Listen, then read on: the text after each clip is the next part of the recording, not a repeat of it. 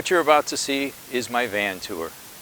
It's split into multiple sections and it's a little more detailed than most. Not only that, each section of the build has its own video to show you how to do it. So if you want to know how to put in your own skylight or hatch, there's a video for that. If you want to know how to put in your own shower stall, there's a video for that.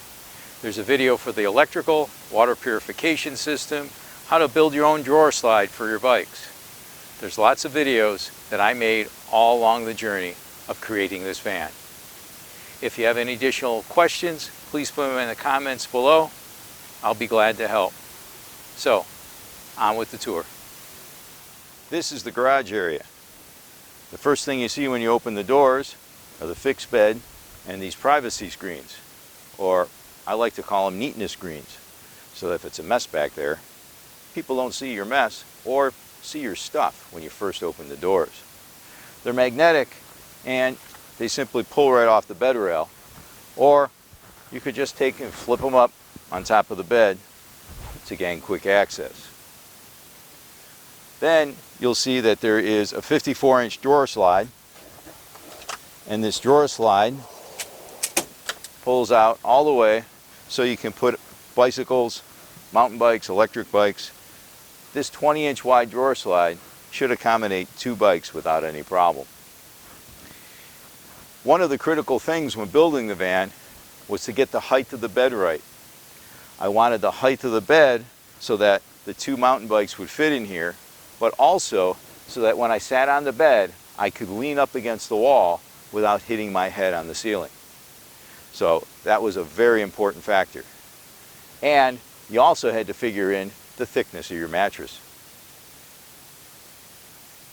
So let's take a look at each side.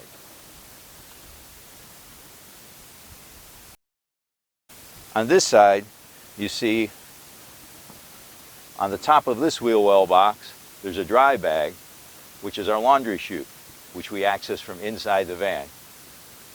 Then, right there, you see a white box. That's a seal box for our propane tank. Then moving back, you'll see our pump. This pump supplies the water for drinking and for cleaning our dishes. Then, right above it, you'll see the reverse osmosis water system. This has 3 filters, a reverse osmosis membrane, and a UV sterilizer to purify our water.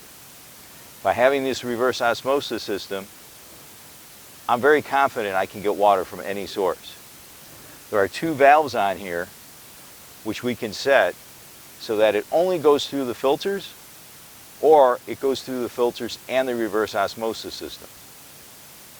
That way, when we're getting municipal water or water from friends' houses, we can easily just filter the water. But if we're getting water from a stream or some unknown or unreliable source, we can flip these switches and make sure it goes through the reverse osmosis system when filling our tanks. The system also has a UV sterilizer, and the UV sterilizer is on all the time and filters all the water just before it goes to the sink. Then coming over to this side, you'll see that we have way in the back there, behind that panel, there are 2 202 amp hour lithium batteries. Then working our way this way, this is a battery to battery or DC to DC charger, which allows us to charge from our alternator when we're underway. Then we have a 3,000 watt inverter, and then our main electrical panel. The electrical panel is covered with a piece of acrylic, and then below that electrical panel are 2 load centers. One for the electrical outlets in the van, and the other one is dedicated for shore power. The shore power goes right through the floor here, and is actually underneath on the bottom of the van. So if we move from the garage area of the van and go underneath the van, you'll discover our shore power outlet. It's under the van like that,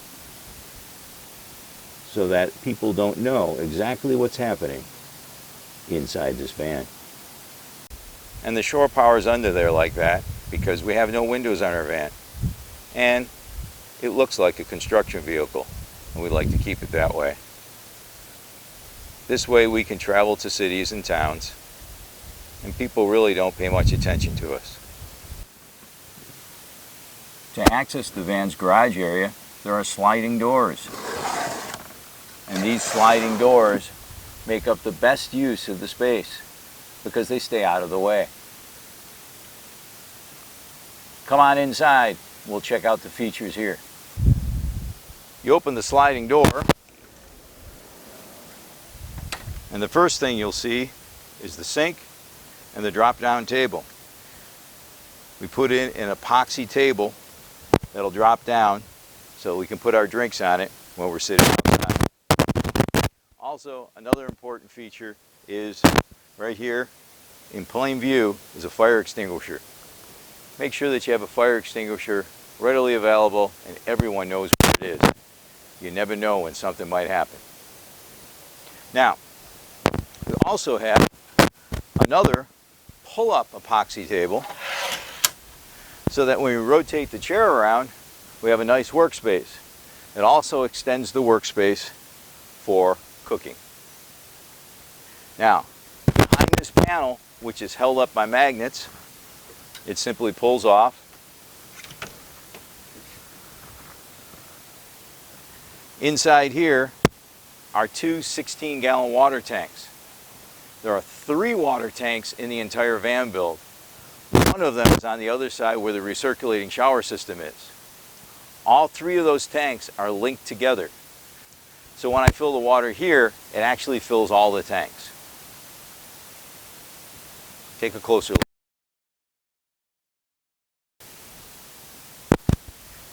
You see, here's the strap that holds up the table, and this right here is the fill for the water tanks.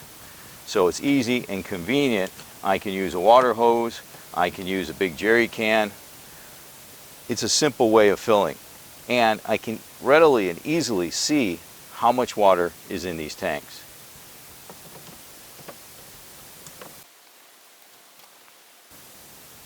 This webbing that holds up this side table is actually just an old military style belt. And if you know how those belt buckles attach, well, I just cut the buckle off and use that attachment. So I can easily adjust this and slide it up and down if I want to raise or lower this table. So very convenient, very simple to do. We have a swivel, like most people do, on their passenger seat so that we can make full utilization of this workspace. This pull-up table is excellent, and hopefully in the future I'll be using it to edit travel videos. Please subscribe.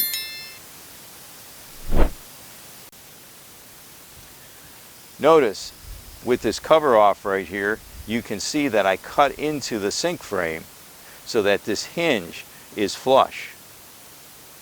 That way I save more than an inch, and it gives us a wider walk-through space.